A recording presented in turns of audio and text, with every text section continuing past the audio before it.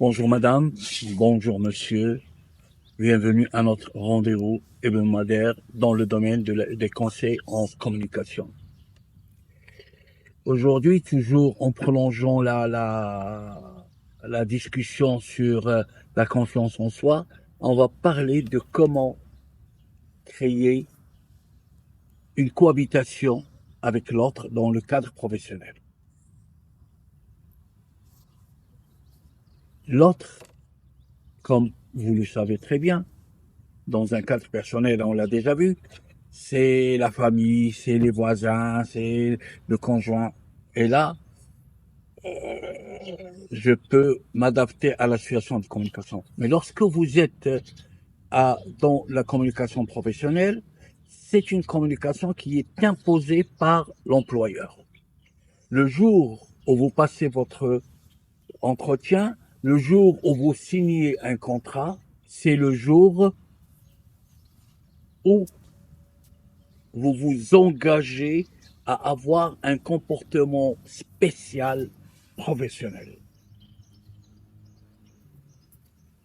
Et dans ce cadre-là, vous avez trois éléments fondamentaux, trois piliers de la communication. Je dois savoir c'est qui l'interlocuteur. Vous avez l'employeur. Ben, mon employeur, c'est pas mon collègue, contrairement à ce qu'on pense. Ah oui, mais le patron, il est sympa, ou bien c'est le manager qui doit dire, ah, moi je dois être à l'écoute de mes employés. Oui, mais dans un cadre professionnel. Sinon, il te dira, monsieur, demain je viendrai pas parce que je vais voyager avec mes enfants. Par exemple, je dis n'importe quoi là. Vous avez aussi les collègues. Ce sont pas des amis. Je reprends. Un collègue n'est pas un ami, un collègue est un partenaire dans le travail. Et puis vous avez le client, qui est un élément fondamental aussi dans l'opération professionnelle et de la communication professionnelle. Mais je vais vous rappeler, avant d'entamer vraiment en détail ces choses-là, je vais vous rappeler une chose. Vous savez, mes amis, lorsque vous signez un contrat, ce que vous vous engagez à respecter les clauses du contrat. Et puis à la fin, vous avez un salaire, ce qui est normal. Mais quelle est la contrepartie?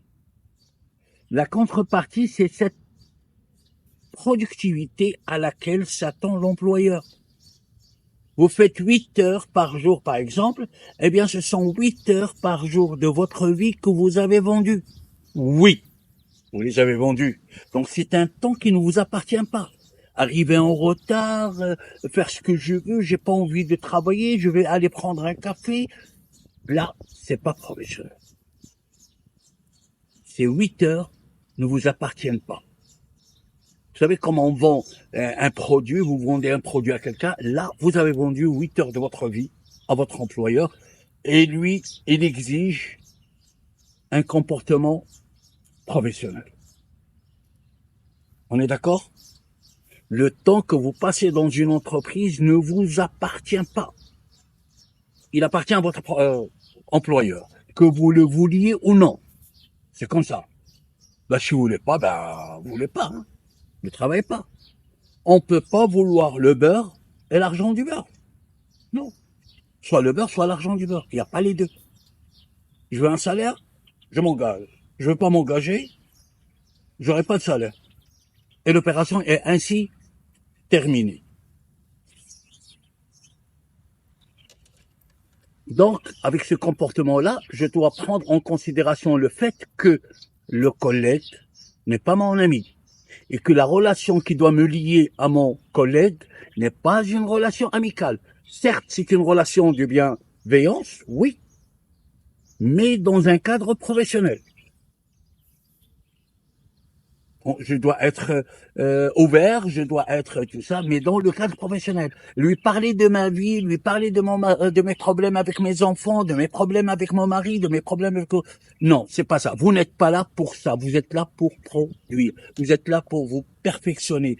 Vous êtes là pour apporter de nouvelles attitudes professionnelles qui vous permettent d'accéder à des postes de responsabilité, à des postes mieux rémunérés. Ça, c'est logique. Alors, arrêtez de dire c'est mon ami. Arrêtez d'ouvrir trop de portes, parce que quand vous ouvrez les portes et les fenêtres, il y a le courant d'air. Gardez cette relation professionnelle, bienveillante. Oui, je suis à la disposition de mon collègue quand il a besoin de moi dans le cadre professionnel. J'interviens. Je vois beaucoup de gens qui perdent leur temps dans ces relations personnelles, associatives, machin. Ils mettent toute leur énergie. À la fin, ils ne sont pas productifs. Et ils se plaignent. Pourquoi le patron, il n'est pas gentil avec? Parce que tu n'avais pas une attitude professionnelle. Tu vas parler de tes problèmes avec je ne sais qui. Non, c'est pas le moment. Hein? Ce n'est pas le moment. Ce que tu dois faire maintenant, tu dois produire. Tu dois donner le meilleur de toi-même. Autre relation, c'est avec l'employeur. Beaucoup de gens disent « Ah, mon employeur, ben, il n'est pas bien. Tu vois comment il s'habille, tu vois comment... » Ton employeur, tu n'es pas là pour l'épouser. Ton employeur, tu es là pour répondre à ses attentes qui sont dictées dans les clauses du contrat. Bon, comment il est habillé, comment il est, c'est un blédard, c'est pas ton problème. Pourquoi est-ce que vous mélangez les choses et à la fin vous vous plaignez? C'est mon employeur. Moi, je vois pas la personne quand je respecte. Et je le dis dans mes formations. Souvent, on dit c'est un blédard, c'est un... Toi, tu ne respectes pas la personne, tu respectes le grade. C'est un grade supérieur, tu l'acceptes tant qu'il te demande un travail dans le cadre professionnel. Et puis enfin, nous allons passer au client. Le client, vous savez, c'est quelqu'un de très important dans l'opération professionnelle. Je vois beaucoup de gens qui disent, moi, je vais fidéliser les clients, et pour fidéliser, je vais créer une amitié avec lui. Ah, je vais pas aller sortir, prendre un café avec mon client. Tu n'es pas là pour avoir des relations à l'extérieur du travail avec le client. Parce que le jour où le patron le saura, tu auras des problèmes parce qu'il va te dire que tu es en train de vendre les secrets de l'entreprise. Le client, quand il est là, il a besoin de quoi? Une bonne écoute. Je l'écoute. Je vois à quoi il s'attend, qu'est-ce qu'il attend de nous, qu'est-ce qu'il attend de notre entreprise, parce qu'il va nous donner de l'argent. Je veille à ce que le produit demandé soit à la hauteur de sa demande. J'essaie de lui rendre l'opération agréable. Ça, c'est la meilleure façon de le fidéliser. Parce que je connais des clients qui ne discutent pas le prix, mais qui discutent l'accueil, qui discutent la durée de livraison. Vous lui avez parlé de telle date et vous le faites traîner pendant 2 ou 3 jours. Et là, vous manquez de crédibilité envers votre client. Donc, la relation professionnelle, ce n'est pas une relation d'amitié, c'est pas une relation, c'est une relation où il y a un accord entre l'employeur et l'employé, entre le collègue et l'autre collègue, entre le client et son fournisseur. Alors, mes amis, veillez à changer de comportement chaque fois que vous changez de situation de communication. Dernier conseil, n'allez pas vous confier sur des choses trop personnelles à vos collègues. Gardez ces distances et vous aurez moins de problèmes dans votre vie.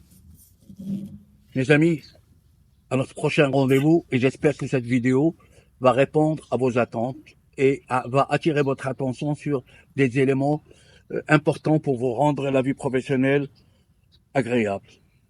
À très bientôt.